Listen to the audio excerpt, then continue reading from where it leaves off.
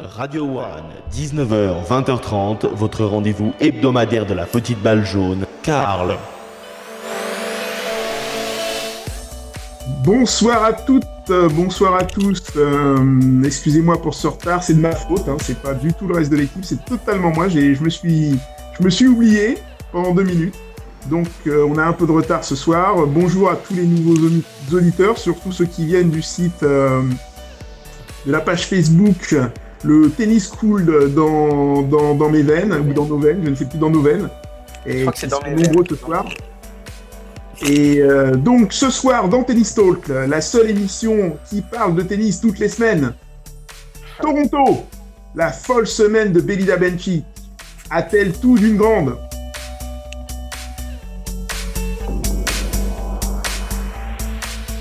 Montréal, Murray a-t-il trouvé la clé pour forcer le coffre-fort serbe après sa victoire sur un Novak Djokovic qui n'était pas un Novak Djokovic des grands jours?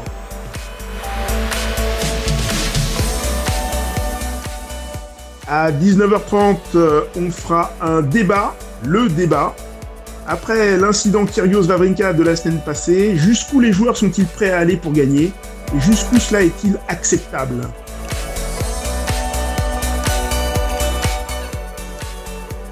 À 20h, on fera la présentation du tournoi de Cincinnati féminin avec le retour de Sharapova.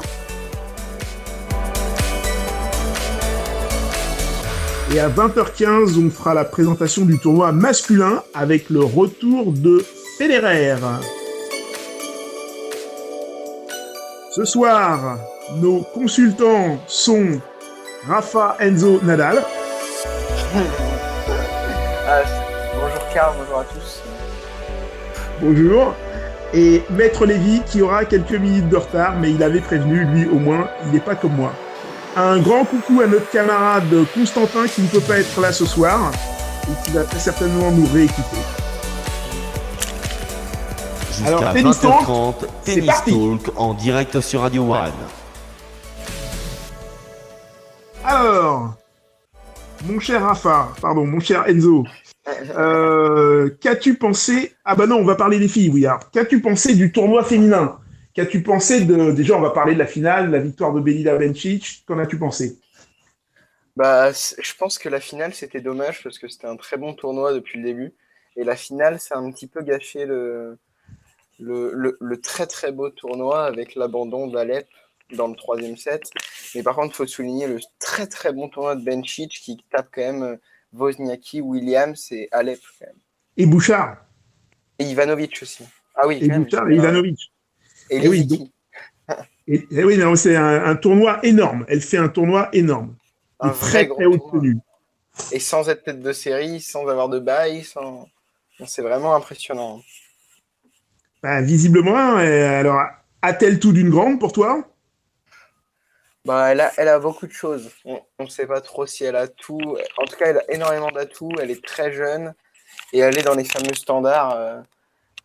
Elle est 12e mondiale. Elle a 18 10e ans. mondial avec la victoire, oui. Et voilà, à 18 ans, c'est déjà très grand. Et ça peut être une outsider pour l'US Open. Ça, on en reparlera, je pense. On en reparlera, ouais, c'est un petit peu tôt, mais pour le dire, mais c'est clair qu'elle elle prend ses marques. On va surtout regarder comment elle va digérer sa victoire, hein. C'est toujours un peu difficile. On l'avait vu faire une très belle année 2013, une année 2014 un petit peu moins bonne. Elle était vraiment sortie en 2013 très très très fort. 2014, elle s'était un peu tassée, puis elle est repartie au combat en 2015 avec sa plus grosse victoire, hein, puisque c'est un gros tournoi aussi pour les filles. Qu'est-ce que tu retiens de ce... Maître Lévy, est-il arrivé ou pas encore? Non, pas encore, d'accord. Qu'est-ce que tu retiens de ce tournoi? Allô?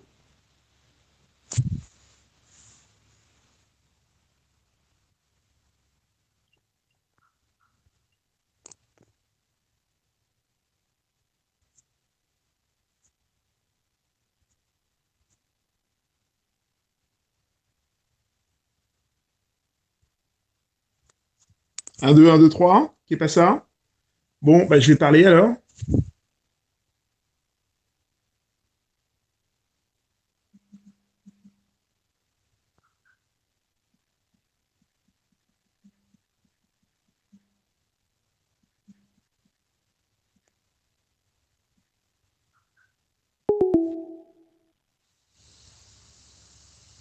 Alors, qui revient? Qui est reparti? Que se passe-t-il?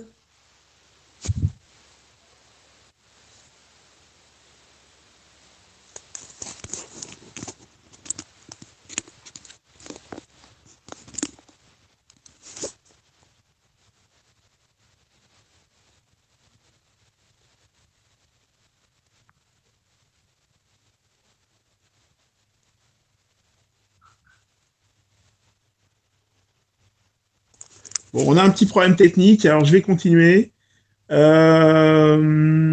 Donc, en ce qui concerne ce tournoi, moi, ce que j'ai remarqué, c'est surtout, alors évidemment, la victoire de Benchik, bien entendu, on est peut-être, mais on va surtout noter également. Oui. Ah, qu'est-ce qui t'est arrivé? J'ai eu un problème de connexion, désolé. D'accord. Et qu'est-ce que tu disais donc? Il n'y a pas de souci. Qu'est-ce que tu as retenu du tournoi? Retenu du tournoi? Ouais, je dirais la défaite de Serena Williams. Je pense que c'est le plus marquant. On avait tous misé sur Serena Williams. Pas un de nous avait misé sur Belinda. Bah, non. Et c'est vraiment ça qui a fait basculer le tournoi, je pense, parce que sinon c'était une finale attendue, entre guillemets, avec la réaction d'Alep, une très belle réaction pour aller jusqu'en finale. Sinon, la logique était respectée si Benchik n'avait pas bousculé un petit peu les lignes. Et j'ai trouvé que c'était le match le plus marquant, un très beau match en plus. Alors, contrairement à la finale. Pourquoi, à ton avis, pourquoi Serena a-t-elle perdu en demi-finale? Je ne sais pas si elle n'a pas un peu pris de haut, Benchik, mais si elle n'a pas un peu pris de haut, si elle ne s'est pas sentie trop belle après le gain du premier set, ou si c'était une simple baisse de niveau.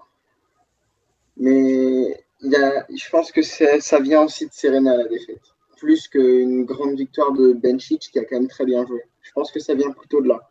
Bon, elle a quand même les nerfs pour fermer la porte et pour finir le match. Hein. Elle pourrait très bien craquer à la fin, elle aussi. Donc, elle menait 4 ou 5-1, je crois, avant de se faire rejoindre un petit peu. Elle a eu un petit peu peur de gagner. Mais elle est revenue et elle a fini sur un break sur Serena. Ouais, je l'ai trouvé très costaud, Benchik, mais à voir si ça peut inquiéter Serena en vue de l'US Open, si elle tremble pas un petit peu à l'idée du Grand Chelem Calendar. Exactement c'est la question que j'allais te poser. Tu lis dans mes pensées. Je me demandais s'il n'y avait pas un petit peu d'US Open là-dedans et que par moment, elle est en train d'y penser, qu'elle y pense beaucoup et que là, elle a dû y penser en se disant tiens, si je gagne le tournoi, tatati tatata, et puis patatrac, tout s'écroule. Oui, je pense que c'est par là parce que dans son entrée en lice, elle perd un set contre Pennetta quand même. Donc ça, bon, elle nous a habitués à perdre un petit peu des sets comme ça, à droite à gauche. Mais je pense qu'il y a un peu de tension quand même, un peu d'appréhension, parce que elle est déjà entrée dans l'histoire. Mais là, c'est pour faire un pas encore plus énorme pour marquer l'histoire du tennis quand même. Encore plus. Et je pense qu'elle a un peu peur, pas peur de gagner, mais qu'elle a cette appréhension de l'attente comme elle n'a jamais eu, je pense. Puis surtout, on l'a vu dans son service, hein, parce que c'est surtout son service qui l'a fait perdre. Hein. Ouais, mais son service est quand même assez inconstant cette année. Alors Roland Garros, on l'a vu plusieurs fois être totalement déréglé au service. C'est pas sa grande arme cette année, hein, Serena. Ça dépend des moments, parce que parfois elle le sort quand même, mais c'est vrai qu'elle a fait 20 aces et 16 doubles fautes. Donc, oui, c'est un mauvais bilan. C'était énorme. C'est un très mauvais bilan. Sinon, que vois-tu d'autre? Alep, peut-être en reconstruction, qui arrive quand même jusqu'en finale. Bah oui, qui prend un set en étant un peu blessé. C'est un très bon tournoi aussi pour Alep, hein, parce qu'elle avait vraiment pas un tableau facile. Et puis, elle fait un très bon tournoi, elle arrive en finale, et puis elle se reconstruit petit à petit, je pense. C'est un tournoi qui peut être de bon augure pour elle. Je pense que là, elle s'est peut-être retrouver des repères, retrouver un petit peu de solidité dans le jeu, et elle peut peut-être aller loin dans les tournois qui viennent. Ça fait plaisir de la revoir à ce niveau-là. Ah oui, puisqu'en plus, en plus, c'est une joueur vachement sympa, qu'on aime bien voir, qui est toujours très souriante, qui a été très bonne joueuse. Je pense elle aurait pu arrêter avant. Elle aurait pu arrêter avant, mais elle a été vraiment au bout de ses forces pour pas gâcher la fête de Benchich. Et quand elle a arrêté, c'est qu'elle en pouvait vraiment plus. Et, Oui, oui, tout à fait. Et oui, et Alep aussi, elle est encore jeune, hein, et puis elle a eu une petite mauvaise passe, une grosse mauvaise passe cette année. Et là, je pense qu'elle peut repartir dans le bon chemin et qu'elle peut encore de nouveau jouer un très bon tennis. Je pense qu'elle en est capable et qu'elle l'a remontré à Toronto. alors, et on terminera là-dessus, que dire de Carolina Wozniacki, de Lucie Safarova, de Caroline Pliskova, de Garbine Muguruza, d'Anna Ivanovic et de Carla Suarez Navarro. Salut Karl. Ah, le voilà, Maître Lévy. Donc, que dire de ces joueuses qui ont quand même, on peut le dire, déçu? Bah, déjà, moi, je ne mettrais pas Wozniacki dans le même panier parce que Wozniacki a fait une déclaration étonnante sur la WTA en disant qu'elle avait été, entre guillemets, forcée à jouer. Donc, je ne sais pas si c'est de la mauvaise foi après la défaite ou si elle est vraiment un petit pépin, mais elle a, entre guillemets, trouvé une excuse alors que les autres, c'est une simple déception, sauf pour Ivanovic qui fait un quart de finale. Sinon, il y a des petites déceptions, mais en Master 1000, même chez les hommes, on a eu des déceptions, on a eu des vraies grosses déceptions, et là, on Ah, a eu déception et surprise. C'est le bah, lot d'un tournoi féminin. Muguruza qui perd au premier tour, c'est un peu dommage après sa finale de Wimbledon. Ça fait un peu désordre, non? Je pense qu'il faut la laisser un petit peu digérer sa victoire, sa finale, lapsus, et il faut la laisser digérer un petit peu sa finale. Elle va se reconstruire doucement, hein, et puis elle va revenir, je pense, à son rythme de croisière. Là, elle peut perdre quelques tournois, hein. C'est la décompression, je pense, après un très très bon tournoi du Grand Chelem. D'accord. Ok, bah on va passer tout de suite au tournoi masculin. Allez, en avant. Oh, on respecte vraiment. Ah oui, on respecte le temps, on respecte tout ce soir. Une fois qu'on est ponctuel. On envoie le générique, s'il vous plaît. Générique pour les hommes. Montréal. Non, bon, pas de générique pour les hommes. Alors, tournoi masculin. La grande question, c'était notre ami Djokovic. Murray a-t-il trouvé les clés pour ouvrir le coffre-fort serbe, Maître Lévy? Ouais, bonjour à tous. Je suis ravi d'être avec vous. Salut Karl et salut Enzo. Écoute, tu poses une très très bonne question, Karl, comme toujours. Pour ça, ouais, non, mais alors pour ça, je vais juste revenir un peu sur la semaine de Murray. Globalement, Enzo commentera et toi aussi, Karl, évidemment. Globalement, le fond de jeu de Murray sur le tournoi de Montréal était énormément au-dessus de celui de Djokovic. Moi, j'ai regardé quasiment tous les matchs de ces deux bonhommes. Je me suis couché assez tard la semaine dernière. Et Djokovic a beaucoup déçu. Djokovic a beaucoup déçu contre Gulbis, mais avant aussi, où on a vu un Djokovic qui au début, on pouvait penser que c'était qu'il avait du mal à rentrer dans le tournoi. En fait, on s'est rendu compte après que c'était pas que ça. Un Djokovic qui a connu beaucoup plus de fautes en direct en revers. Impressionnant le nombre de fautes directes qu'il a fait en revers à ce tournoi.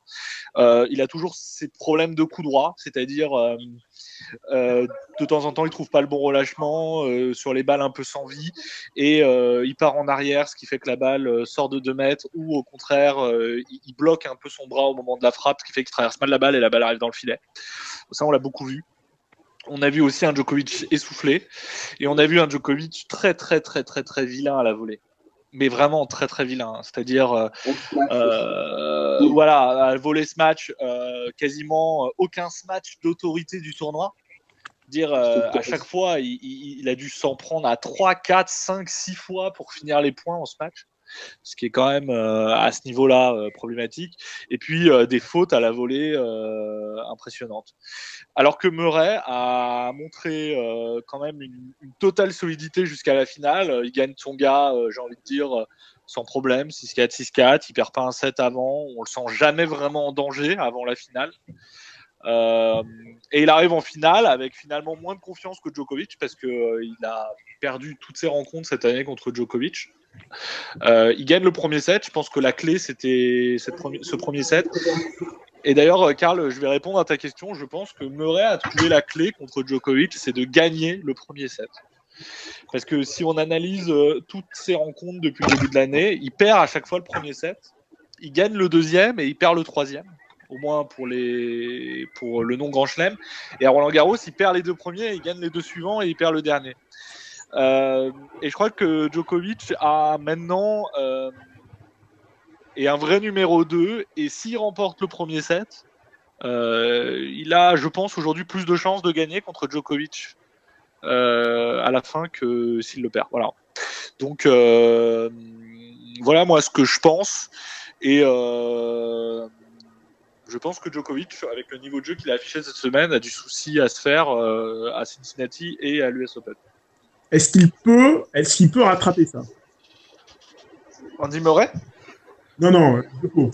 Ah, Djokovic, oui, je pense qu'il a été très très mauvais en revers. Moi, je sais pas ce que Enzo t'en pense, mais moi, je pense qu'il a commis des fautes très inhabituelles en revers, qu'il pourrait ne pas commettre et qu'il ne commet pas. En revanche, moi, je le trouve toujours... La remarque que j'ai faite sur son coup droit, bien qu'il ait progressé, il a toujours ce petit souci. À la volée, je ne l'ai jamais trouvé convaincant, vraiment, Djokovic, même si là, c'était vraiment pire que d'habitude. Et au service, il a fait beaucoup de progrès dans sa carrière. Il a un service aujourd'hui qui est correct, mais encore là, dans ce tournoi, plus de double fautes que d'habitude. Donc j'ai envie de dire, oui, Djokovic, il va sûrement faire moins de double fautes comme il faisait à Wimbledon. Il va sûrement se faire moins de fautes en revers. Moi, je l'ai trouvé plutôt bon en retour dans ce tournoi. C'est vrai que là-dessus, c'est un domaine où il est très très fort. Par contre, je le vois toujours un peu fébrile en coup droit et à la volée. Et j'aimerais rajouter quelque chose quand même, ce qui m'a vraiment marqué sur Djokovic, c'est que pour moi, c'était un type qui préparait très très très bien ses rencontres. Stratégiquement et tactiquement avec Boris Becker et Vajda. Et là, je l'ai trouvé. Alors, je sais pas si c'est parce que voilà, il y a un phénomène de décompression après les deux gros grands chelems de l'année. Je l'ai trouvé finalement un peu en dilettante.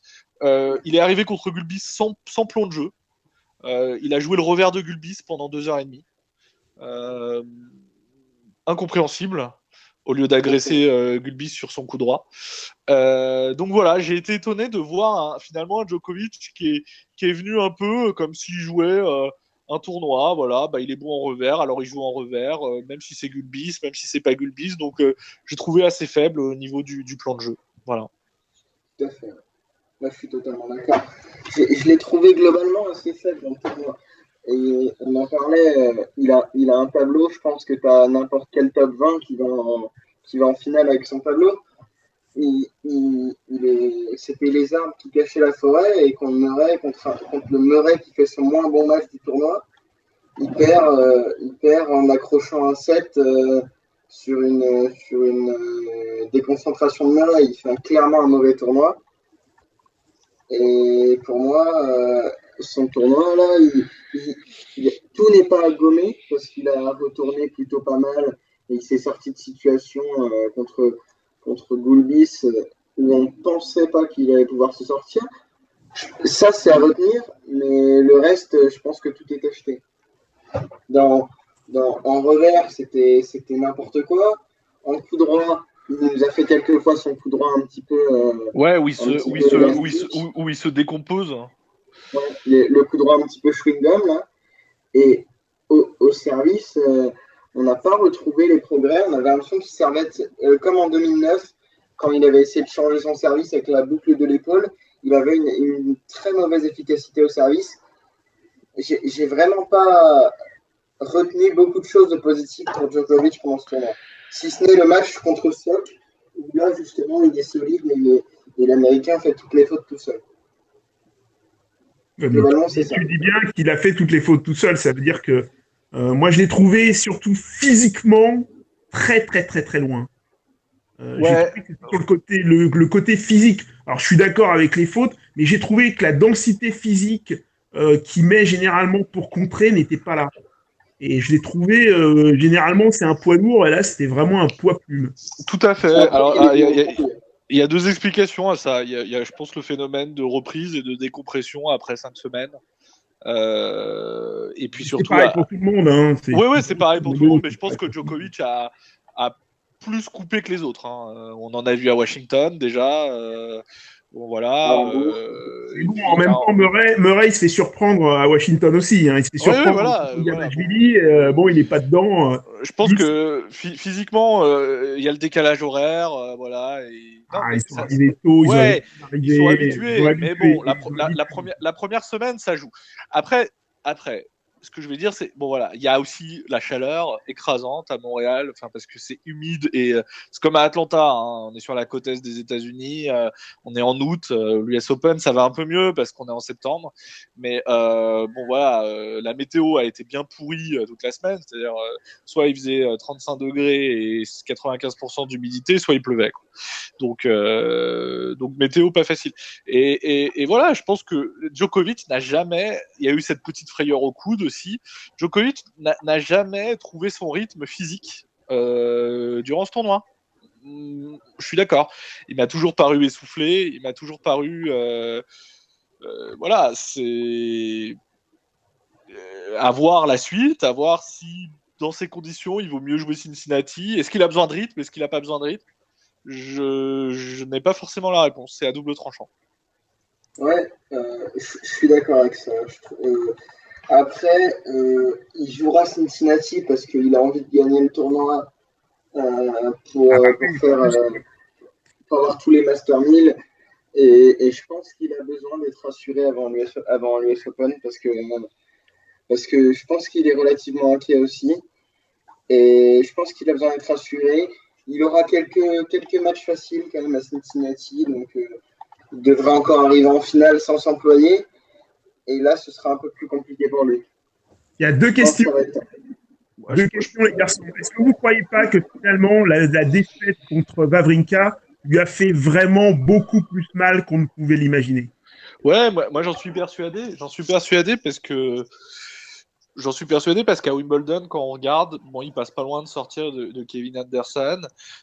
Derrière, en fait, il joue Gasquet en demi, je crois. C'est ça, non? Il joue qui en demi? Il joue Cilic, Chankar, Gasquet en demi. Voilà, il joue Cilic, Chankar, Gasquet en demi, donc à sa portée. Et surtout, en finale, il joue un très mauvais Federer. Il joue un très très mauvais Federer en finale, qui a sorti Murray. Et finalement, Federer a sorti Murray en faisant peut-être le plus grand match de ces 2 dernières années.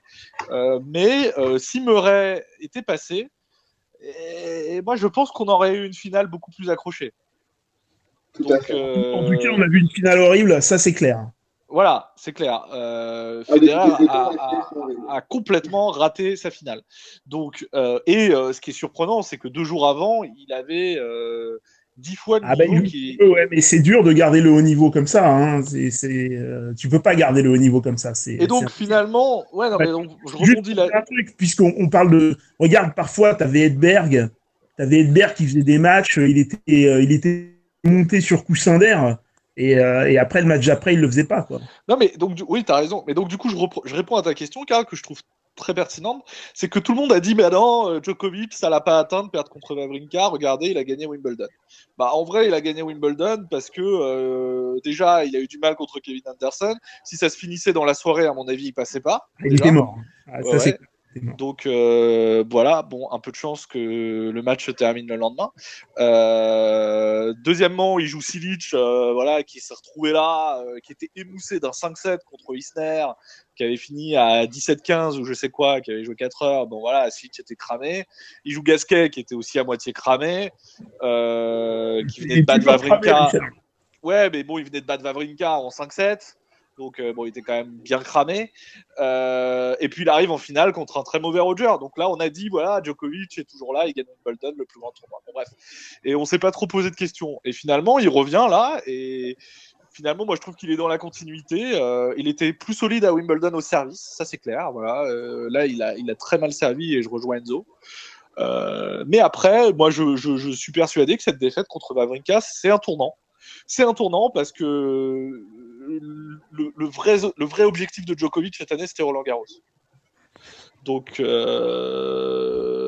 le disait, il l'a redit. Alors maintenant, il le dit plus. Mais le vrai objectif de Djokovic cette année, c'était Roland Garros. Et il bat Nadal, il bat Murray. Il a un tableau quand même coriace. Il a un tableau à Roland Garros hyper costaud.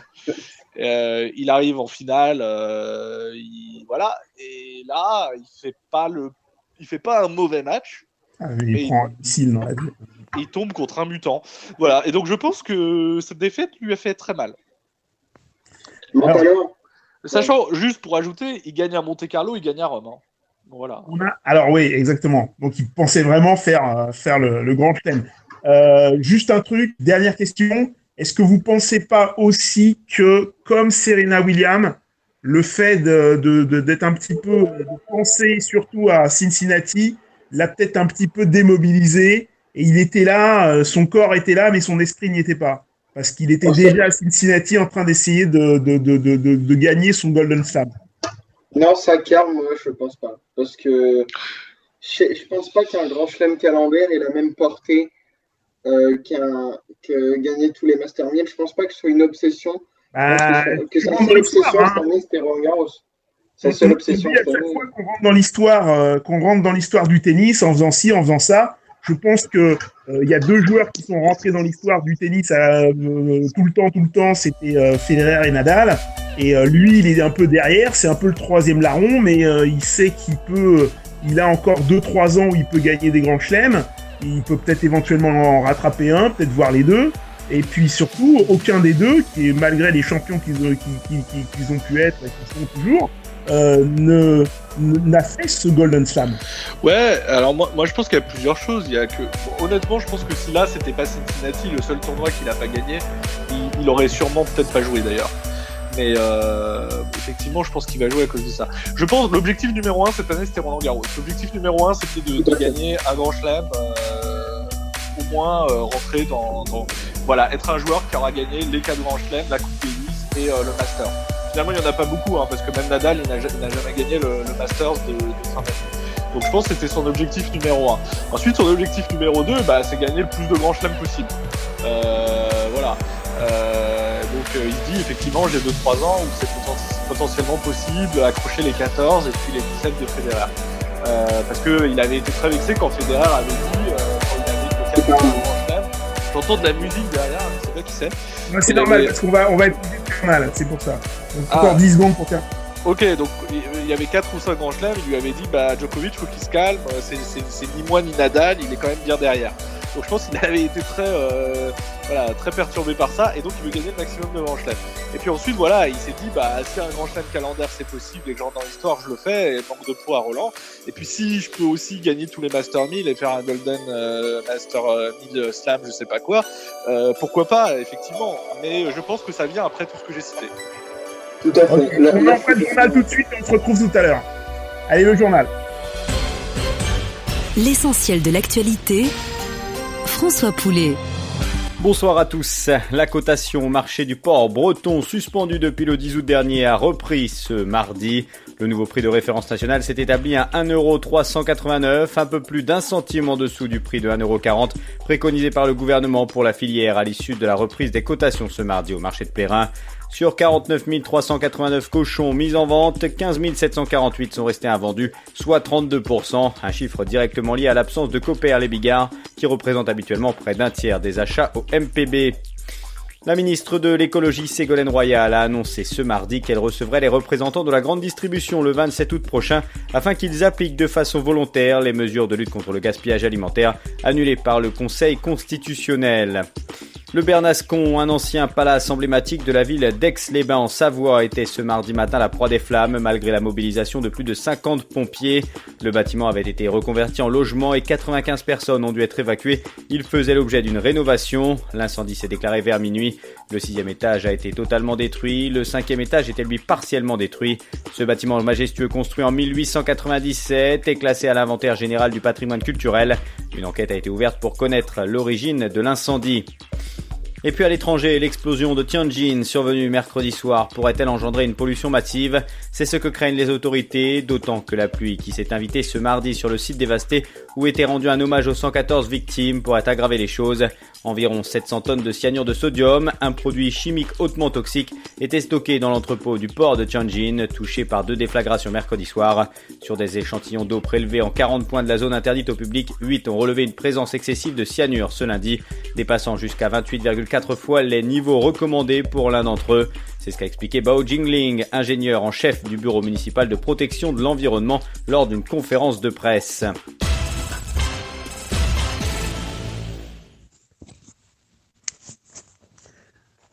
Il n'y a pas de musique, ben on reprend tout de suite alors. Bon, merci pour le journal. Alors on va reprendre avec Enzo pour qu'il termine, pour savoir un peu si il pense que le Golden Slam ça a un peu gêné, ça gêne un petit peu, ça a un peu gêné Djokovic dans sa concentration. Bah, je suis un peu partagé là-dessus parce que oui, c'est un joueur qui est obsédé par le fait de rentrer dans l'histoire, qui est obsédé par le fait de vouloir être mis à la hauteur de Nadal et de Federer. Il est obsédé par ça. Mais est-ce que ça a vraiment perturbé son tournoi au point de jouer un très mauvais tennis? Je ne suis pas persuadé que ça l'atteigne tant que ça. Il a déjà joué des très bons tennis auparavant en ayant raté ces tournois-là. En ayant perdu Roland-Garros, il a déjà fait des très bons Wimbledon. C'est un joueur qui a quand même une capacité de réaction, une capacité de concentration sur tous les tournois, tous les points, tous les matchs. Je ne suis pas sûr qu'il ait été vraiment mis en difficulté par ça. Que le contexte ne l'a pas spécialement gêné. D'accord. Je termine par une dernière question. Pensez-vous qu'il a perdu à Montréal et qu'en fait, ça va lui servir énormément pour gagner éventuellement Cincinnati et que c'est un peu une piqûre de rappel qu'il a eu à Montréal et que ça va lui permettre, en champion qu'il est, de revenir, de ressortir un peu, de voir tout ce qui n'a pas marché et de pouvoir rebondir à Cincinnati et à Montréal. Maître Lévy? Moi, je pense que, non, je suis pas d'accord avec ça. Je pense que cette défaite, elle est inquiétante pour Djoko. Parce que je pense pas que c'était un manque de concentration. Je pense qu'il y a eu un effet reprise qui s'est matérialisé, c'est clair. Après, pour les raisons que j'ai évoquées tout à l'heure, en coup droit, à la volée, il y a encore dans le jeu de Djoko des vrais progrès à faire. Voilà, il a encore, et ce qui est aussi une bonne nouvelle pour lui, c'est qu'il a encore une marge de progression. Alors certes, il va peut-être arriver à Montréal et à l'US Open avec un service un peu plus en place, un revers plus en place. Mais ce tournoi de Wimbledon cache un peu la réalité, je pense. Et donc moi, je dirais méfiance. Je dirais méfiance. Je ne le vois pas gagner à Cincinnati. Personnellement, je trouve qu'il va apprendre de la défaite, qu'il va forcément avoir un Cincinnati. Il a encore une voie énorme pour aller jusqu'en finale sans être forcément inquiété. Et à l'US Open, ça va aussi dépendre du tableau. S'il a un tableau porte ouverte comme à Wimbledon ou à Montréal, il ira en finale tranquillement et il pourra se régler. Sinon, ça peut être très compliqué s'il a très vite des pièges et qu'il peut être confronté à de grandes difficultés dès le début. Ça, il peut avoir du mal à le digérer, je pense. Sachant qu'à l'US Open, juste pour faire une aparté, bon, ça dépendra encore du tournoi de Cincinnati, mais quoique même pas, je sais pas quand sont désignées les têtes de série à l'US Open, si elles sont désignées avant la finale de Cincinnati ou après, je ne sais pas. Si Federer est numéro 3, ce qui est potentiellement très probable, on pourrait imaginer voilà, un Djokovic tout seul encore, avec un Federer Murray qui pourrait avoir une autre portée. Donc un tableau qui peut l'arranger parce que d'une certaine manière, il sera sûr de ne pas rencontrer Murray avant la finale.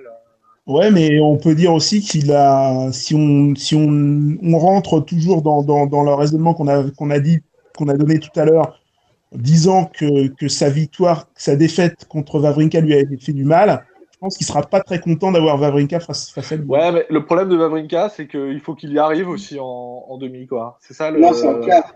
Wawrinka, c'est un quart. Mais le problème de Wawrinka, oui, ou en demi. Ça dépend dans quelle partie de tableau il est. Mais en quart ou en demi, il faut qu'il y arrive, Stan, quand même. Effectivement, lui, il est très imprévisible. Ok, bah on va arrêter là et on va envoyer le débat. Est-ce qu'on a un jingle pour le débat? On va mettre les vies de chanter. Bon, le débat. Alors, le débat, ce soir, on va essayer un peu de se poser après l'incident qu'il y a eu avec Kyrgios. Bon, on va pas tellement parler de l'incident, tout le monde en a entendu parler, on sait ce qu'il a dit, ce qu'il n'a pas dit, il a été sanctionné, etc. Il y a des joueurs qui ont parlé après. On va juste dire que Richard nous a vengés. Richard nous a vengés, ouais, bon. C'est dommage, on aurait bien aimé voir un petit Kyrgios Kokinakis quand même. On aurait pu rigoler un petit peu aussi. Ça aurait été sympa de voir un peu la poignée de main et voir s'ils sont toujours aussi potes. Et donc, on va se demander un peu jusqu'où les joueurs sont prêts à aller pour gagner et jusqu'où cela est-il acceptable. Enzo? Ils sont prêts à aller jusqu'à très loin. C'est quand même leur vie, entre guillemets. Alors, attends. Toi qui es un nadaliste affirmé, Nadal est prêt à aller très loin en parole, qui va insulter les gens, etc. Non, mais il y a certains joueurs. Ah oui, certains. Pour se concentrer, ont besoin de faire un petit peu du trash talk NBA.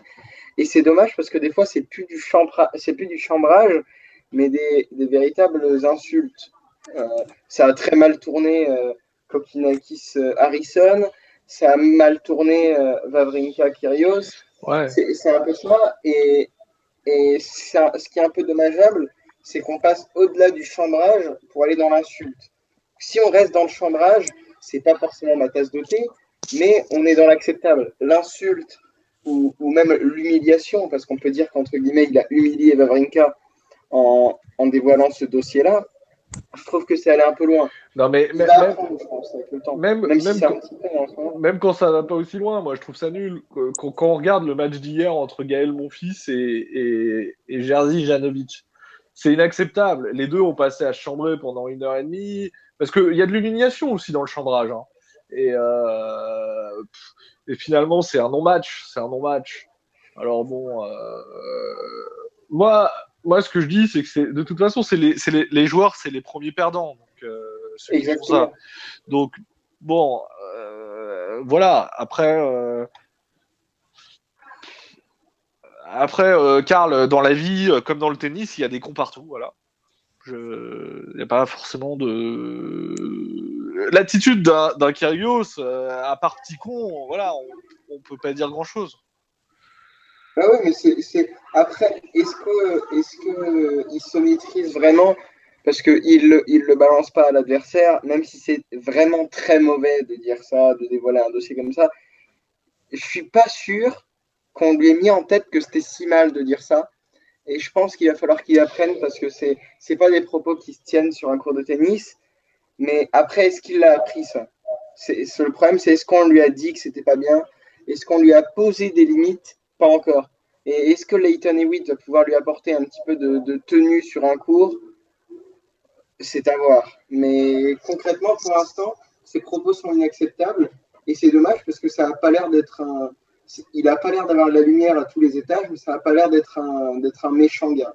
Ce qui est sûr, c'est que Leighton Hewitt va avoir du boulot entre lui et Kokinakis. Bel apprentissage, en tout cas.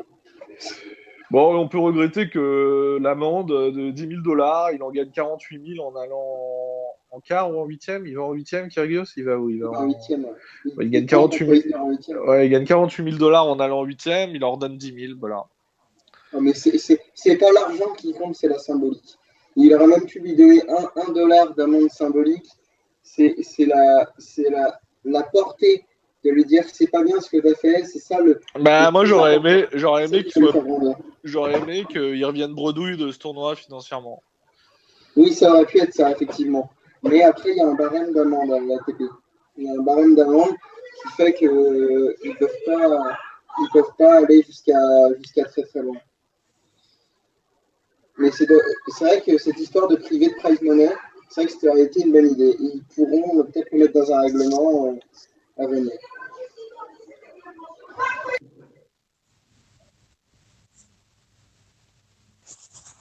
Bon, après, Karl, on les connaît, les joueurs. On les connaît, les joueurs qui sont à problème. On sait qu'il y a un Benoît. Il y a eu des problèmes entre Murray et Russell. Ouais, on sait qu'un Benoît Paire peut péter un câble. On sait qu'un Fonini. Ah, bah, Benoît Fonini. Mais Benoît Paire, il est vraiment violent avec l'adversaire, par contre. Non, mais violent verbalement, je veux dire aussi. Hein, oui, je sais, mais. Bah, il est violent avec l'arbitre. Ouais, il est violent avec l'arbitre. Mais bon, c'est pas mieux non plus, Enzo, d'être violent avec l'arbitre. Bah, on a vu aussi mon fils péter un câble sur Fonini. Hein. Ouais, mon fils Fonini, même Nadal avec Fonini. Il n'a pas pété un plomb. Ils se sont parlé. Ça reste. Une remarque. Qui a pété un plomb. Hein, C'est assez déplacé. Ça. Bon, je suis d'accord. Bon, après, ce que reprochait Fonini, c'est que ça parlait tout le temps avec Tony, quoi. Ouais, bon, tous les joueurs du circuit peuvent lui reprocher ça. Hein. Donc, mais après, il y a la manière. Ouais, non, mais tout à fait. Normalement, les règles du tennis, c'est que tu ne dois pas t'adresser à l'adversaire. Ah non, mais j'ai le souvenir de Kyrgios à Wimbledon, là, où c'est lamentable. Il arrête de jouer parce que l'arbitre lui a dit qu'il mettait du temps à mettre ses chaussettes. Ensuite, il demande à Richard si ça lui pose un problème, qu'il remonte ses chaussettes. Enfin bon, il fait tout un cinéma. Après, il va caresser, le ramasseur de balles. Enfin, bon, ça va. C'est un manque de maturité. On a quand même une prise de grosse tête. On a un boulard un peu gros. Justement, le but de Hewitt, ce sera de dégonfler un peu le boulard de Kyrgios. Ouais, l'attitude qu'il a contre Federer à Madrid aussi. Bon, oui, voilà. Là, c'est pas. Ça m'a pas choqué. L'attitude contre Federer à Madrid, ça m'a moins choqué que contre Wawrinka. Parce que contre Wawrinka, c'est. En plus, c'est relativement lâche parce qu'il le dit dans le dos un petit peu. Bah, et il aurait pu lui dire. Non, mais ça aurait été très mauvais de le dire en face. Mais s'il a quelque chose à dire, s'il a vraiment besoin de dire un truc pareil pour se motiver, est-ce qu'on a besoin de dire une chose pareille pour se motiver? Et en plus, finalement, ça concerne Wawrinka, mais ça fait en. Ça met son pote en danger. Ouais, son pote est dans la partie, une nana est dans la partie. Enfin, c'est un peu... mais je pense que là, on en fait tout un plat. Le mec, il est énervé, il a raté un coup, machin. Il se défoule, voilà, il sort sa connerie, il la marmonne dans sa main, il pense que personne l'entend. Je dis pas que c'est bien. Mais ça, je pense que ça, c'est pas vrai. Je pense qu'il le dit pour être entendu quand même. Il le dit quand même pour que vaguement Wawrinka l'entende un petit peu quand même, parce qu'il lui dit pour lui faire du mal. Il lui dit pour lui faire du mal, il lui dit pour le troubler, il le dit pas pour se motiver. Ça t'en sais rien. Mais même McEnroe, qui était le roi de la motivation à l'énergie négative, ne rentrait pas dans ce genre de truc. Il se motivait en branchant les arbitres, en branchant les juges de ligne, en branchant l'adversaire, mais tout à fait autrement. Ça n'avait rien de. Ça, c'est vraiment, c'est même pas. C'est vraiment minable ce qui s'est passé là. C'est vraiment minable. Il met en cause une nana qui n'a pas besoin d'être en cause. Il met en cause son pote qui n'a pas besoin d'être en cause. Toutes ces affaires. En plus, il met en cause personne, parce qu'au fond, tout le monde a le droit de coucher avec tout le monde. On Non, s'en mais bat d'accord, les steaks. Exactement, mais bon, on n'a pas besoin de le dire non plus. On n'a pas besoin de prendre un pouvoir et le dire à 8h30 du soir alors que la télé est allumée et que tout le monde regarde, tout le monde écoute et qu'il y a des micros sur le cours et tout le monde le sait quand même. Ça, c'est quand même, c'est complètement débile. Enfin, ce qu'il a fait, ça n'a aucun âge. C'est complètement idiot. Non, mais Karl, c'est totalement idiot, etc. Mais on connaît un peu le personnage. On pouvait s'attendre à un dérapage de sa part, parce qu'on a l'habitude un petit peu. Et je pense qu'il s'est un petit peu dit ça dans sa tête. Bon, il sait que ça allait faire le buzz, il savait qu'il y avait des micros. Mais je pense que d'abord, il dit ça dans sa tête pour un petit peu se dire bah, tu peux pas perdre contre un minable qui a été copifié par ton pote. Quoi. En gros, c'était un petit peu ça. Je pense que c'était pour se motiver comme ça. Bon, c'est totalement idiot, totalement stupide, mais je pense que c'était sa pensée. Et évidemment, la sanction dans ce genre de situation, elle est plus symbolique qu'autre chose et elle ne vaut au final pas grand-chose. Alors, je ne crois pas. Ah, non, attention, non, je ne sais pas s'ils en ont parlé sur la télé française, mais sur la télé anglaise, Lev Shiraz en a parlé. Et en fait, lui, il a été dans les détails. C'était un des premiers à dire que la sanction, d'accord, il a payé $10,000 plus 2 500, 10 000 et des bananes et 2 500. C'est toujours très marrant, les amendes, c'est toujours avec des virgules et tout. Et surtout, il est sous supervision. C'est-à-dire que s'il fait encore une connerie, s'il ouvre la bouche pour dire un truc idiot, il sera suspendu. Ça, je ne sais pas si vous avez l'information quand même, mais c'est quand même. Il est en sursis, c'est ça? Ah oui, il est en sursis, oui. S'il dit une connerie, il est suspendu de tournoi et il va se prendre une grosse amende pour le coup. Là, il ne pourra pas dire il n'y a pas de problème, je peux la payer. Là, il aura peut-être, il va la payer, mais il aura plus de mal à la payer. Et puis surtout, il y a des trucs incroyables. Le mec était, quand il bat Nadal l'année dernière, ça devient une star énorme. En Australie, tout le monde l'adore, les gens adorent le sport, les sportifs sont rois là-bas. Et il se démerde, ce type, pour se retrouver haï de l'Australie et quasiment du monde entier. Ouais, sachant qu'il y a eu des fonds de polémique avec Patrick Rafter aussi. Rafter avec la championne de natation aussi, qui a un peu pété les plombs pendant Wimbledon. Enfin bon, ce qu'il y a, c'est qu'en Australie, les gens sont très fiers d'être Australiens et ils veulent que les Australiens représentent au mieux leur pays dans le monde. Ouais, bah, les Américains. Enfin, c'est vrai qu'on l'a moins en tant que Français, mais bon, tu as l'Australie, les États-Unis. Tu sais, l'Australie, c'est un grand pays, mais c'est un petit pays. Hein, c'est que 20 millions de personnes. Hein. Ah oui, non, c'est un petit pays, l'Australie. Ouais, tout à fait.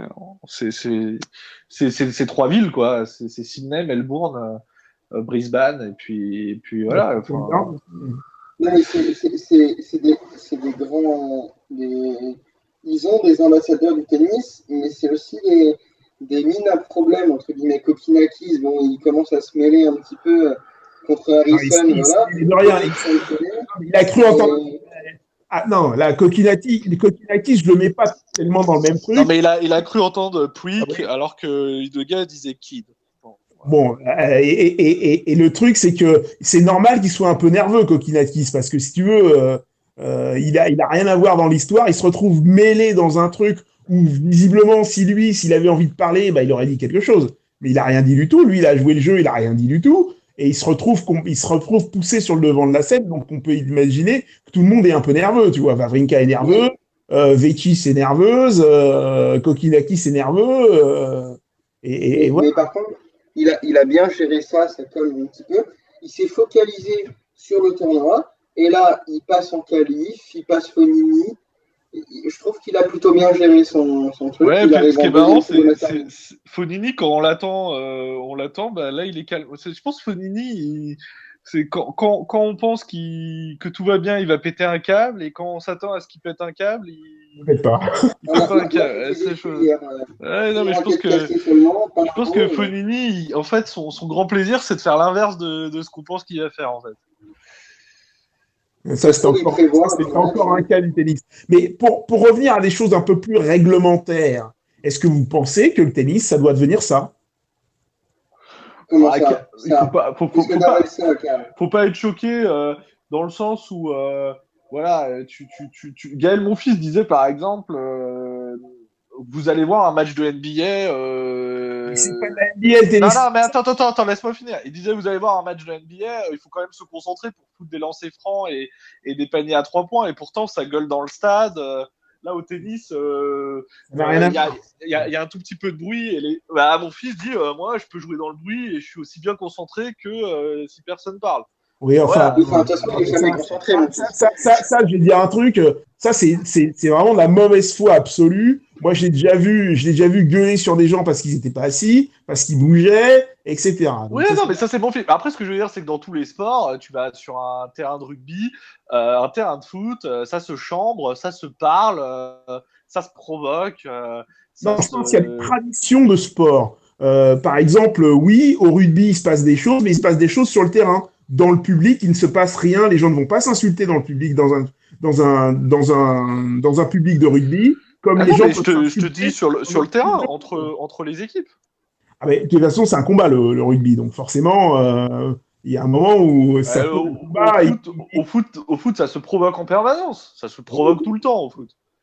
Et puis, Carrément. Karl, le tennis, c'est aussi un combat.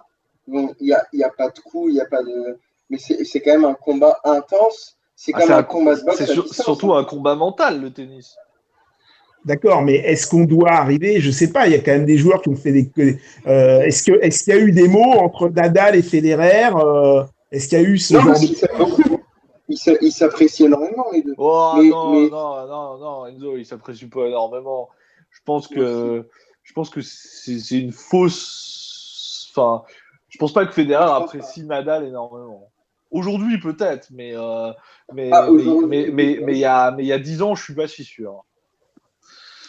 Je suis pas Bah, si sûr.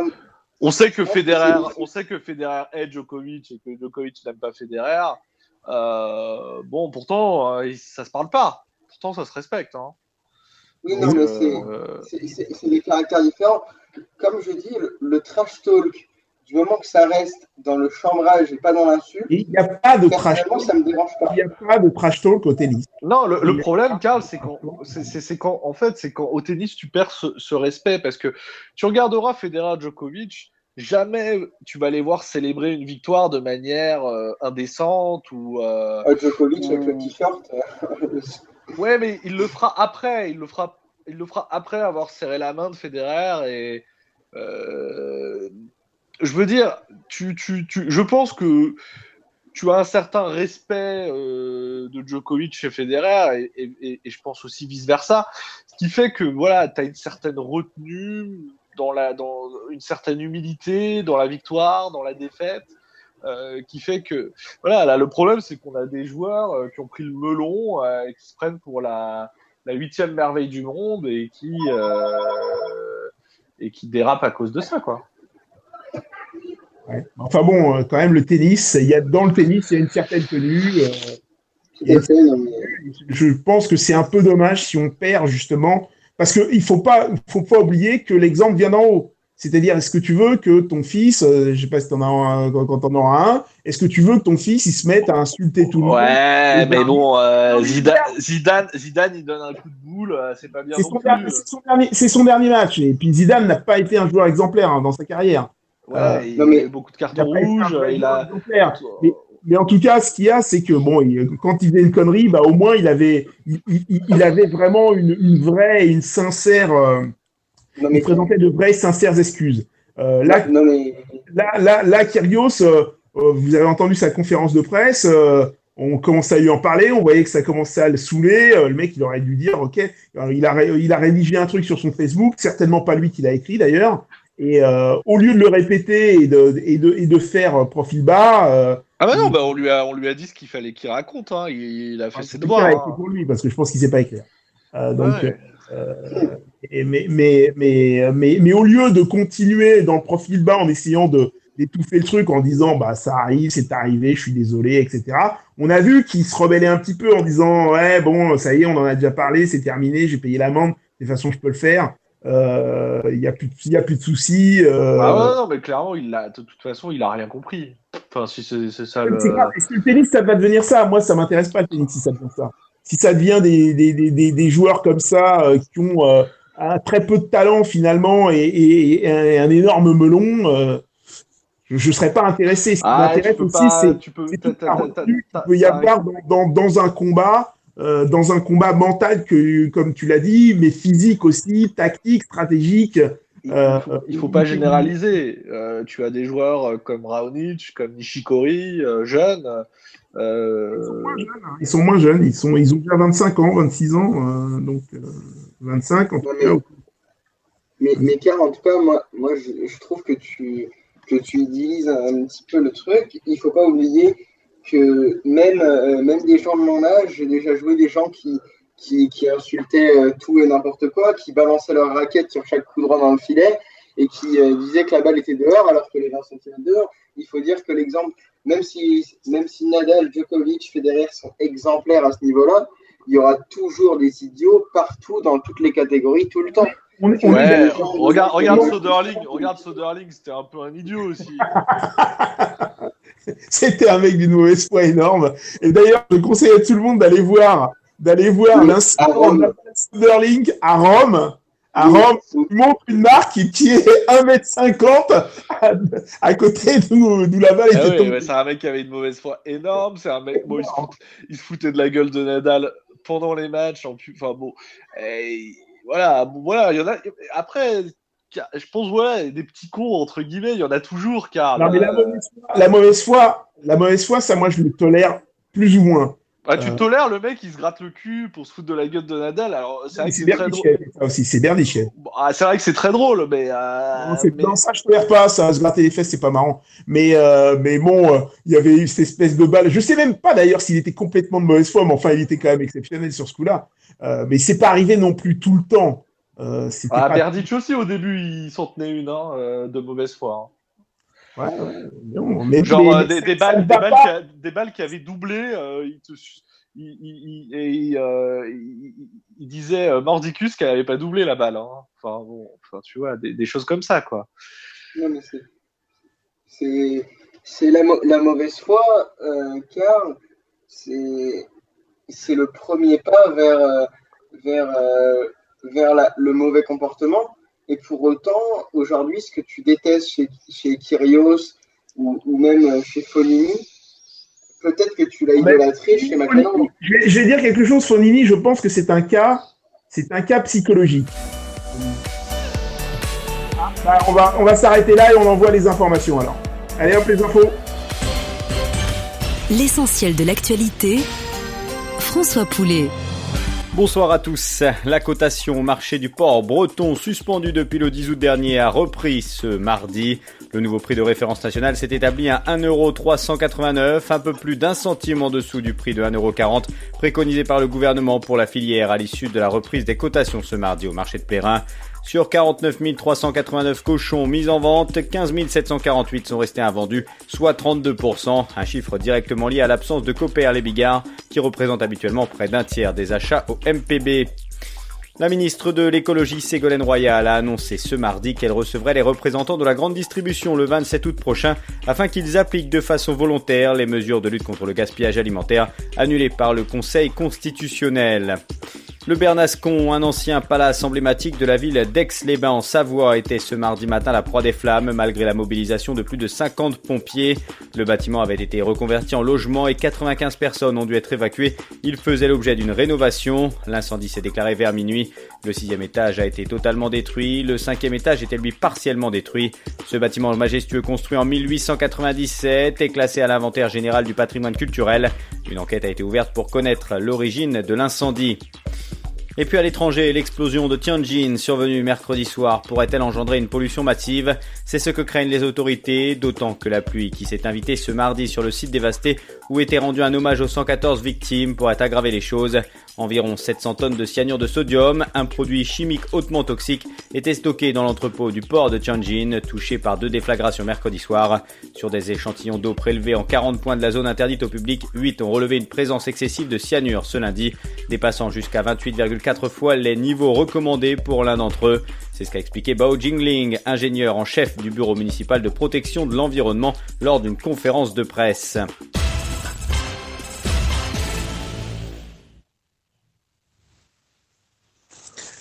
Allez, on est reparti. Je vais vous laisser conclure, mes amis, sur ce petit débat.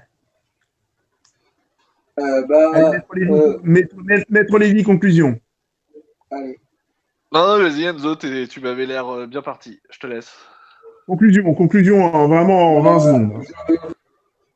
Bon, même si ça me dérange quand ça part en insultes, etc., je pense que si ça reste bon enfant, par exemple, comme mon fils avec Simon à Wimbledon, moi, ça me dérange pas. Après, quand on part dans l'indécent, dans l'obscène et dans les insultes, moi, je tolère pas, personnellement. C'est mon jugement. Après, je sais pas si tout le monde est d'accord avec ça, mais moi, je le vois comme ça. Mais moi, je tolère pas non plus les attitudes des gamins gâtés qui s'arrêtent de jouer comme le fait parfois mon fils à Montréal, là, à Cincinnati, hier soir, le mec, voilà, il joue pas en regardant, enfin bon, il s'en fout, on a l'impression qu'il est là, pas là, il joue un coup sur deux. Enfin, je veux dire, c'est pas acceptable. Les mecs, ils représentent quand même quelque chose. Il est dans le top 3 français depuis quand même pas mal de temps, Gaël Monfils. Tu peux pas décemment montrer cette attitude dans le sport. Voilà. Ouais, je suis d'accord avec ça.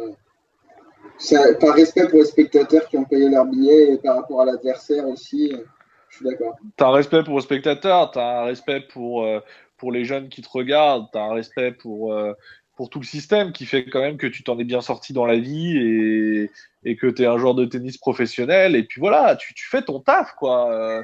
Le boulot, il faut comprendre que jouer au tennis, pour eux, c'est aussi un boulot. Mais les gens dans la vie, ils ont aussi un boulot et parfois, ça les fait chier de faire leur boulot et ils le font quand même avec le sourire. Et c'est pareil, Gaël Monfils, ça le fait chier de jouer, il joue et il prend sur lui. Voilà. Je suis désolé. Ok, on s'arrête là, les garçons. On va garder du temps quand même pour présenter les tournois. Peut-être un jingle, pas de jingle. La présentation. Non, pas de jingle. Ok, alors là, on fait la présentation de Cincinnati pour les filles. Qui commence? Moi, je vous laisse faire. Enfin, j'ai pas étudié la question. Tu regardes un peu dans le tableau quand même. C'est le retour de. On va avoir Serena Williams, voir un peu comment. Moi, j'ai pas envie de. Enzo, allez, commence. Et moi, je conclurai tout ça. Enzo, Cincinnati pour les filles, ça donne quoi? Ça donne. On va voir si. On va attendre avec attention. On va regarder avec attention Bencic plutôt, qui commence son premier tour contre Kerber, donc c'est déjà un premier tour relativement compliqué. On va attendre aussi la réaction de Sharapova, le retour de Sharapova, voir si elle est capable de faire de bonnes choses. Vous saviez que Bencic, elle est entraînée par la mère de Martina Hingis, qui entraînait. Oui, elle est entraînée par Mélanie Molitor, elle est entraînée par son père aussi, qui est même monté sur le terrain, qui est venu sur le terrain pour lui parler en tchèque dimanche. Et elle est aussi, elle a comme sparring partner souvent Martina Hingis. Oui, tout à fait. Elle est très très très bien entourée. Et c'est le même type de jeu. Ah oui, c'est un jeu avec la tête, un jeu intelligent. On fait des choses près des lignes. Près des lignes, on fait beaucoup de choses. Oui, elle a de la marge de progression. Et on peut remarquer, on a vu Baczynski un peu baisser là après son formidable Roland Garros. Mais on voit cette équipe suisse, il y a 3-4 joueuses, elles sont très copines, elles jouent ensemble. C'est impressionnant ce qu'ils sont arrivés à faire dans un si petit pays. Entre les garçons et les filles, ils ont du lourd. Quoi. Oui, en masculin, ils ont quelque chose de correct et en féminin, c'est bien aussi. En masculin, ils ont quelque chose de plus que correct. J'aime bien ton correct. J'aime ton correct. Je rappelle qu'en France, on a 4 militaires qui n'ont jamais réussi à gagner un tournoi du Grand Chelem. Ils ont quand même 19 grands chelems, les deux pépères suisses, là, à eux deux. Ah oui, il y a des grands joueurs comme Chiudinelli, Mathias Lammer. Ah non, mais quand tu regardes... Quand tu regardes en équipe de Coupe Davis si tu regardes en double messieurs hommes, en double mixte, il y a quand même eu aussi Martina Hingis chez les filles. Donc, si tu additionnes tous ces grands chelems, sachant que maintenant elle rejoue en double. C'est un peu de tennis.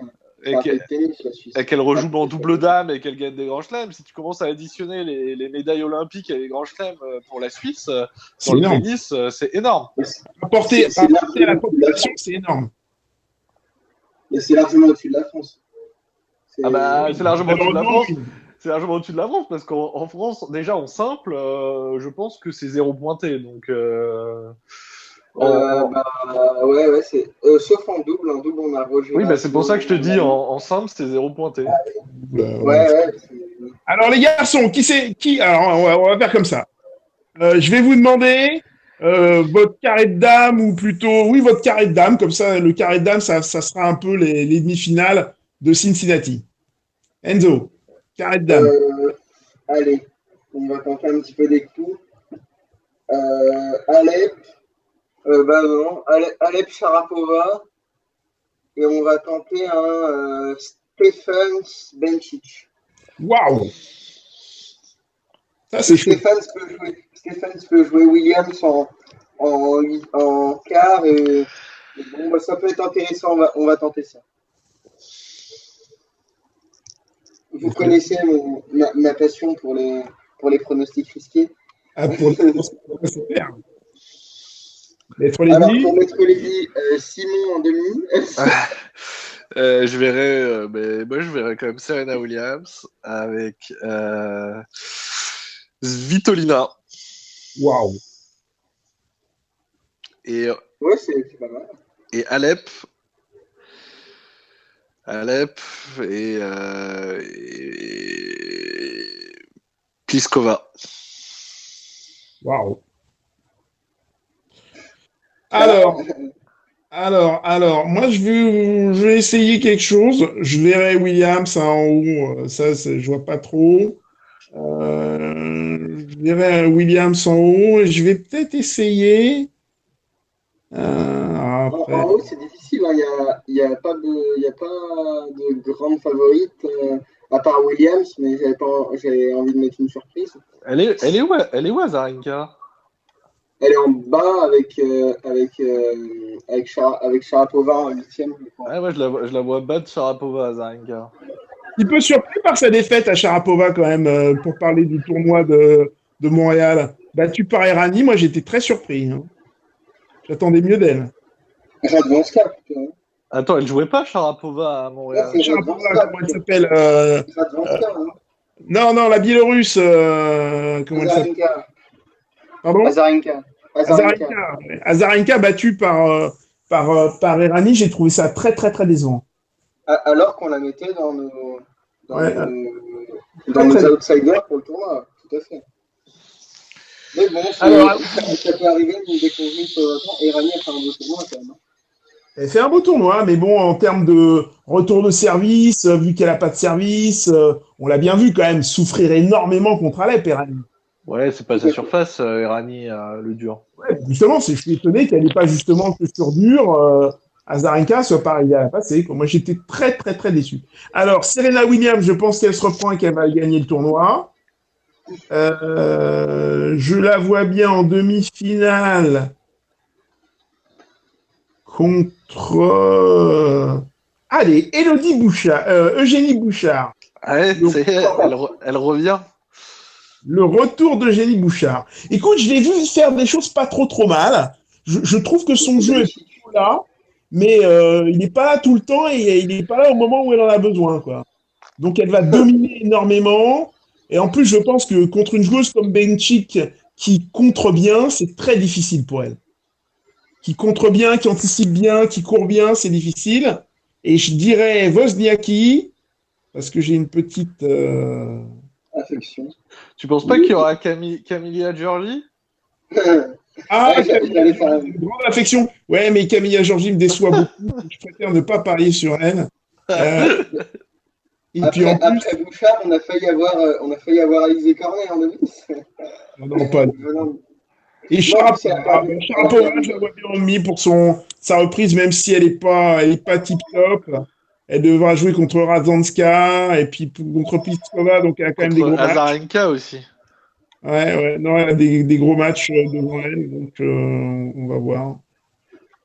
Ouais, on va voir. Voilà. Alors, bah tiens, Camilla, elle joue en ce moment, tiens. Ah ouais, alors qu'est-ce qui se passe? Bah, elle vient de perdre le premier set, 7-5.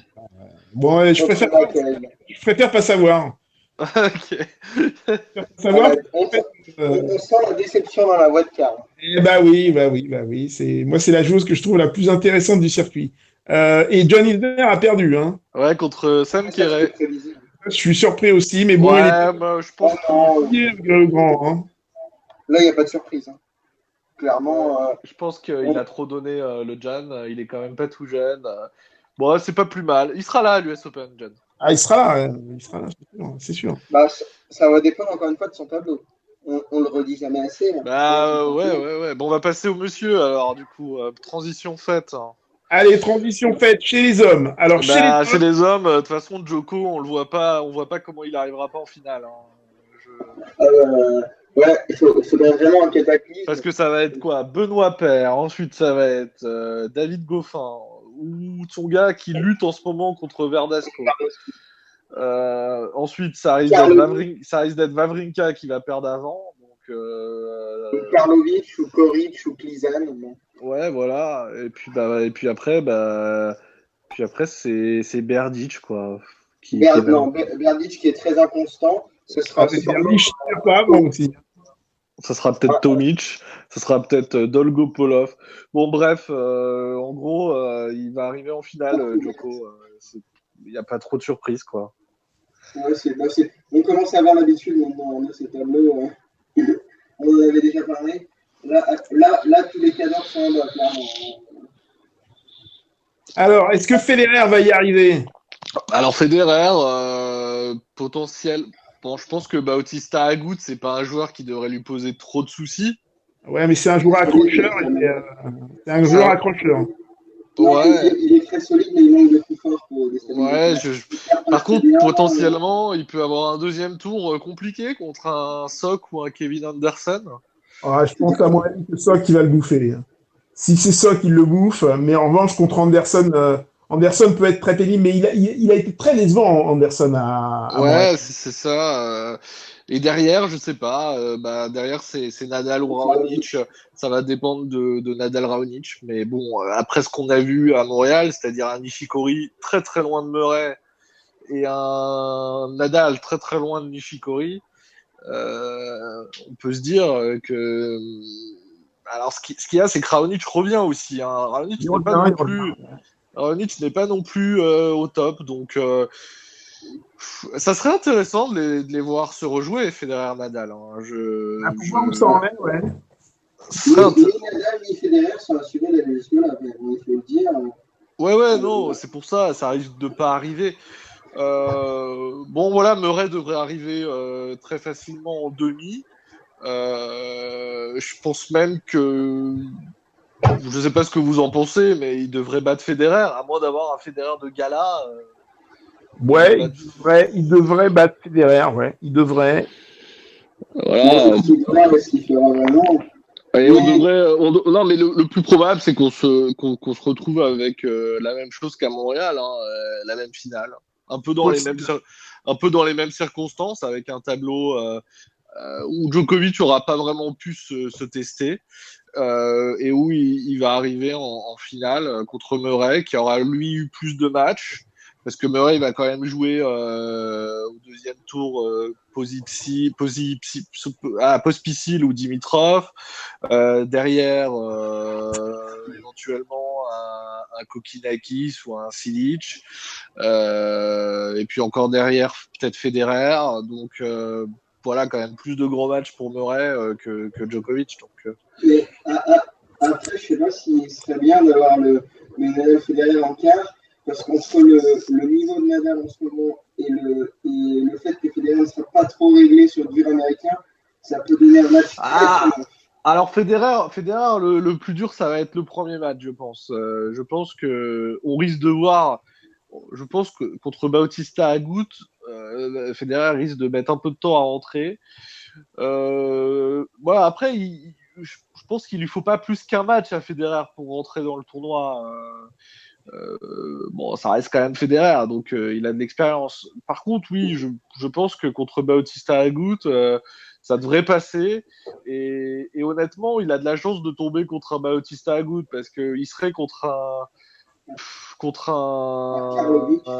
Kyrgios, contre un Karlovic, contre un. Ah, bah non, bah regarde, Kyrgios, il se fait battre par. Kyrgios était blessé, il est venu en plus. Ouais, mais bon, il serait contre un Dolgopolov, tiens. Ça serait pas la même histoire. Voilà le casse-pied. Hein. Ça, c'est vraiment l'archétype du casse-pied. Ça, c'est clair.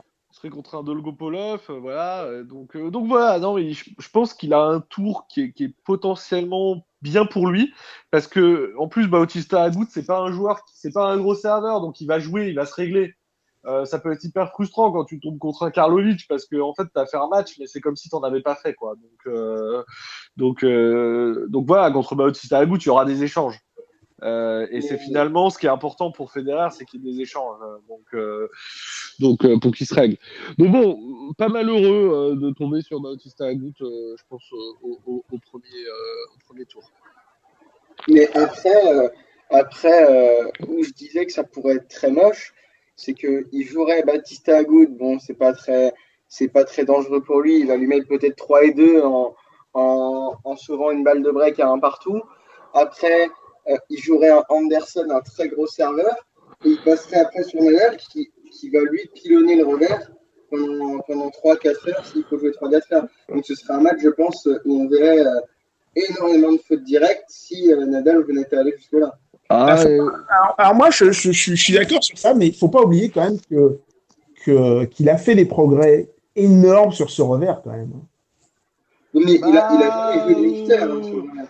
C'est vrai que Federer, finalement, ce qui fait qu'il joue bien ou pas bien, en fait, c'est plus le coup droit. Enfin, vous voyez, quand il rate son match contre Djokovic, il le rate en coup droit. Hein, il le rate pas en. C'est clair. Et il le rate aussi parce que l'autre, il retourne. Ouais, voilà, c'est ça. Mais généralement, ce qui différencie un bon Federer d'un Federer de gala, c'est le coup droit. Donc, voilà, en revers, il est ce qu'il est. C'est sûr qu'il a des meilleurs jours que d'autres, mais je dirais que c'est pas là. Et encore une fois, Nadal, je pense que les choses sont différentes, Enzo, parce que déjà on est sur dur. Federer a quand même, s'est jamais pris des piquettes sur dur par Nadal. Hein. Sauf à Miami en 2011 ou 2012. Miami qui est une surface très très lente, qui est sûrement la surface la plus lente du dur de toute l'année. Là, on est sur Cincinnati qui est une des plus rapides. Voilà. Sur lequel le lift prend beaucoup moins. Hein. Ouais, Federer, que ce soit en indoor ou sur ce genre de surface, il a quasiment tout le temps battu Nadal ou perdu de peu. Donc voilà. Donc, étant donné la forme de Nadal actuellement, moi je pense que ce serait une victoire logique de Federer. Après, moi, je pense qu'il faut pas enterrer Milos Raonic. Et à la limite, tant mieux. Federer fera beaucoup de revers et ça le réglera. Et c'est vraiment, ce serait intéressant de voir Nadal Federer parce qu'il y a même 2 ans qui ne se sont pas affrontés. Et ça serait intéressant, d'autant plus que quand même depuis 2 ans, Federer, il a changé son jeu. Hein. Il va quand même beaucoup plus à la volée qu'il le faisait avant. Et je pense que c'est une des options, alors même si Nadal n'est plus ce qu'il est, c'est une des options aussi contre un Nadal. Hein. Donc j'ai envie de dire, il a toutes les options. Ce serait une très belle opposition, moi je dis. Ce serait intéressant d'avoir un petit Nadal Federer, mais même si Federer devrait s'imposer en 2-7, un 6-4, 6-4 ou quelque chose comme ça, ce serait toujours intéressant de voir. Après, Constantin disait quelque chose d'intéressant. Il disait en 2013, quand Nadal fait la plus grande année de sa carrière sur dur et qu'il est titanesque. Nadal fait une saison calamiteuse et finalement il fait un bon match dans l'année qu'on a tous oublié, c'est contre Nadal à Cincinnati, je crois qu'il perd en quart en 3-7. Après avoir gagné le premier. Et pas si loin de le battre. Et je me rappelle encore de ce match. Et effectivement, Federer sort un très très gros match, alors qu'il a une année où il perd à Gstaad, où il perd à Hambourg, où il perd au deuxième tour de Wimbledon. Voilà. Est-ce que ça peut pas être un déclic pour Nadal de rejouer Federer? Mais c'était un match d'orgueil parce qu'il passe à un point de sortir contre Tomias au match d'avant. Il s'accroche vraiment en jouant un tennis catastrophique et à l'orgueil, il sort un gros match contre Federer. Donc là, ce serait marrant de voir une réaction d'orgueil d'un Nadal parce qu'on sait que ça ne va pas durer très longtemps. Une réaction d'orgueil qui ferait qu'il perde en 3-7 au lieu de perdre en 2. Et qui lui apporterait des enseignements pour le futur. Est-ce qu'il n'y a pas, Karl, la mémoire du corps? Est-ce qu'un tennisman qui a gagné autant que Rafael Nadal contre Federer en Grand Chelem, est-ce qu'il n'y a pas quelque chose qui ressurgit mentalement? Je ne pense pas que ce soit la mémoire du corps, mais je pense que c'est un avantage psychologique. Ouais. Il va jouer quelqu'un contre lequel il n'aura pas peur. Il va jouer contre quelqu'un qu'il a battu très souvent. Il mène 23-11, je crois, ou quelque chose comme ça. 23-10, je crois. 22 ou 23-10, je crois plutôt. Et donc, là, il va être totalement à l'aise. Il sait exactement ce qu'il faut faire pour l'embêter. Il sait exactement comment il faut le jouer. Il est en pilote automatique. Donc, oui, moi, je pense que sur un Nadal Federer, c'est pas Federer, quelle que soit sa condition. Je pense qu'il est moyenne d'ailleurs, parce qu'il revient et il est jamais bon quand il revient. Il est jamais très bon quand il revient d'un long break. Je pense que s'il joue contre Nadal, l'avantage est à Nadal. Hein. De toute façon, aujourd'hui, le seul top 5 que Nadal peut accrocher ou battre, aujourd'hui, le seul, en l'état actuel des choses, c'est Federer. Parce qu'il y a un avantage psychologique qui est peut-être encore un petit peu là. Ouais. Mais... En théorie, oui, mais en pratique, on ne l'a pas vu encore. Parce que je pense que les deux ont traversé des moments. Federer a changé son jeu. Et il n'a pas joué Nadal encore avec son niveau c'est jeu. C'est ça. Il n'a pas joué ce tennis service volé il n'a pas vraiment joué Nadal avec ce jeu-là. Et Nadal est un peu plus lent. Un petit peu moins. Il passe moins bien Nadal aussi. Hein. Il est plus lent, donc il est forcément moins vite sur la balle, donc forcément c'est plus difficile. Et justement, on n'a pas vu ces choses-là encore. Donc, parce qu'on a quand même vu Nadal peiner à passer des joueurs qui n'étaient pas des gros serveurs. Federer n'est peut-être pas le meilleur serveur, mais ça reste quand même un bon volleyeur. Voilà, on peut se poser la question quand même. Non, mais ce qui serait intéressant, c'est vrai, c'est cette opposition de style. Mais quand tu disais Karl, Nadal sait comment jouer, Federer, oui, il sait aussi comment jouer Murray. Sauf qu'aujourd'hui, s'il joue Murray, il prend les deux. Là, pour le coup, aujourd'hui, il prend les deux. Oui, non, mais pour Murray, il y a un truc qui fait une énorme différence. C'est la dimension physique qu'a pu prendre Murray. Murray a pris une énorme dimension physique grâce à Lendl, a compris, il a beaucoup joué à la baballe. D'ailleurs, il est impressionnant là dans son truc un peu moulant là. Il est dessiné Murray en ce moment. Il a pris un copain, il a pris de la viande de cochon. Et il a vraiment. Il a pris, mais bon, il est dessiné, mais bon, on sent que ça reste un grand sec quand même. Hein. Mais en tout cas, il est arrivé à déployer ce coup droit qu'il n'avait pas avant, et ça lui donne quand même énormément de pénétration, Et il ne joue plus à la baballe, Murray. Il peut frapper très fort, et ça change tout. Parce qu'il peut.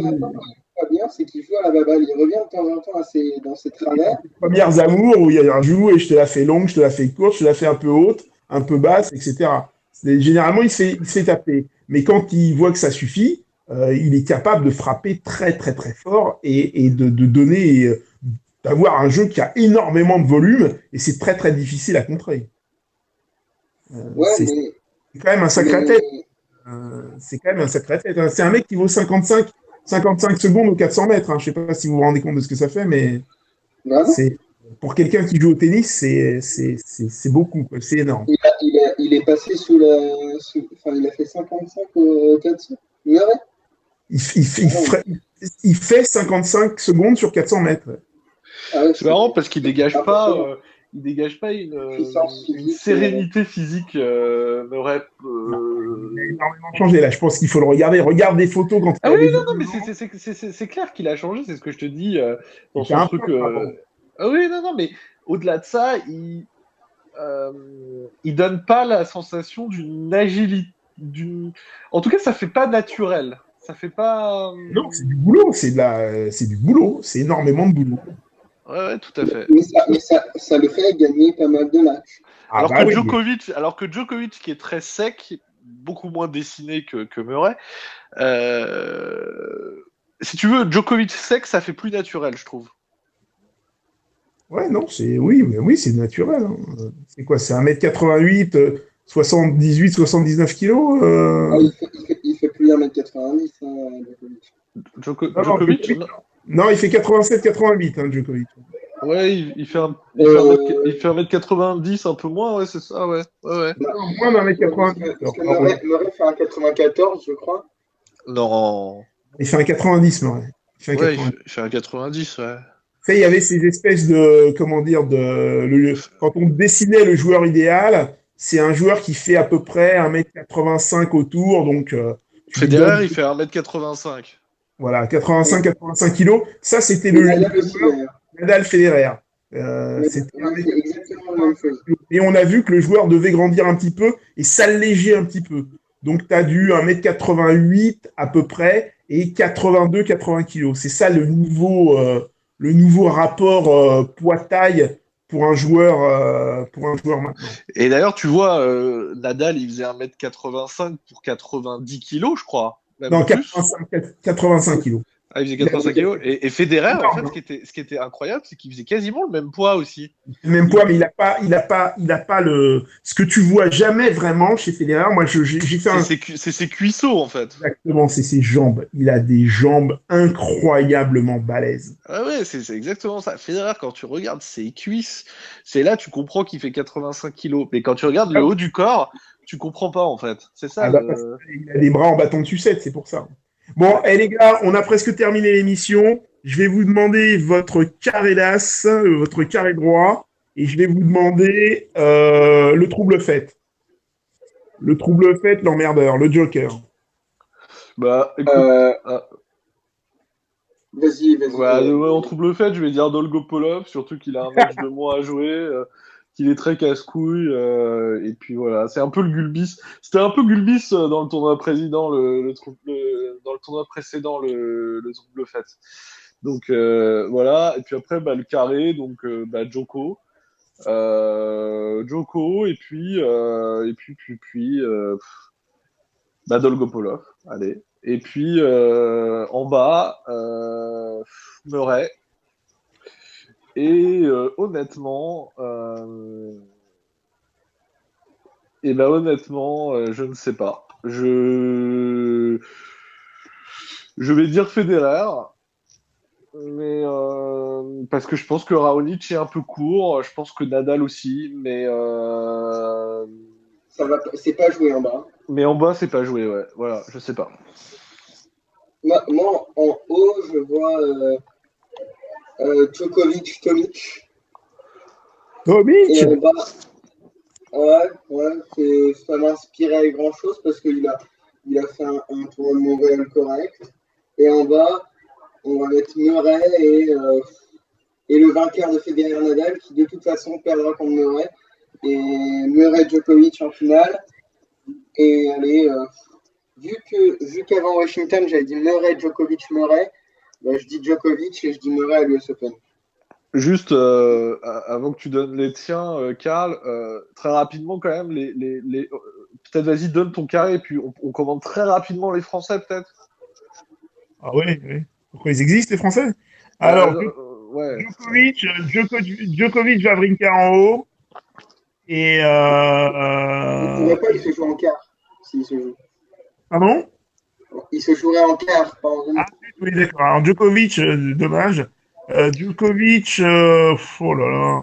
Ah, donc tu vois Djokovic battre Wawrinka en quart ou Wawrinka battre Djokovic? Ça, c'est intéressant. Non. J'ai dit Djokovic, oh là là, qu'est-ce que c'est que ce tableau? Ah oui, on se disait pas. Bah, Dolgopolov.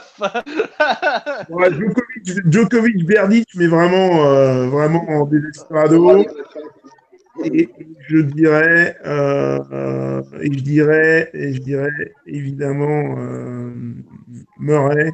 Je vois pas trop comment il peut se faire taper. Murray, Federer. Il joue contre mardi, mercredi. Ouais. Bon, ton gars est à un break de retard hein, dans la troisième manche contre Verdasco. Il joue très très mal. Chardy mène 1-7-0 et pas de break. Ouais, voilà. Il a arrêté, mais il va se débraquer.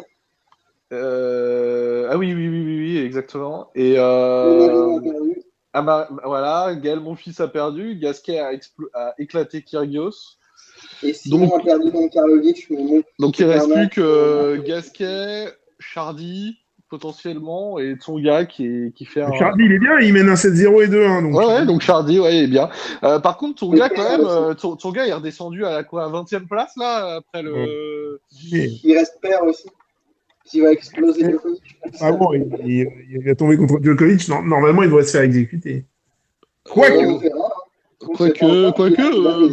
Benoît Paire, ça peut être un emmerdeur aussi. Hein. Ah oui, ça peut complètement, mais il faut aussi, pareil, qu'il soit bien levé, que le café était pas trop, que le café n'ait pas été trop chaud, etc.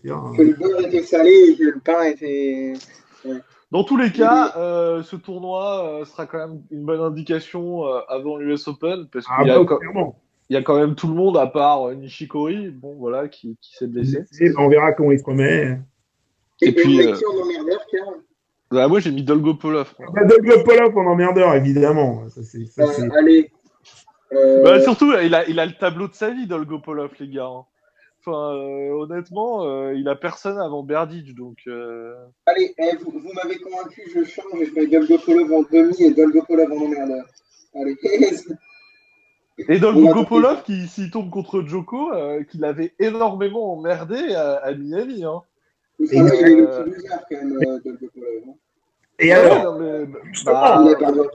il a perdu un qualif quand même, donc il est perdu en forme de sa vie. Ouais, mais Dolgopolov, il perd contre. C'est comme Wawrinka, il peut perdre contre tout le monde et gagner contre tout le monde.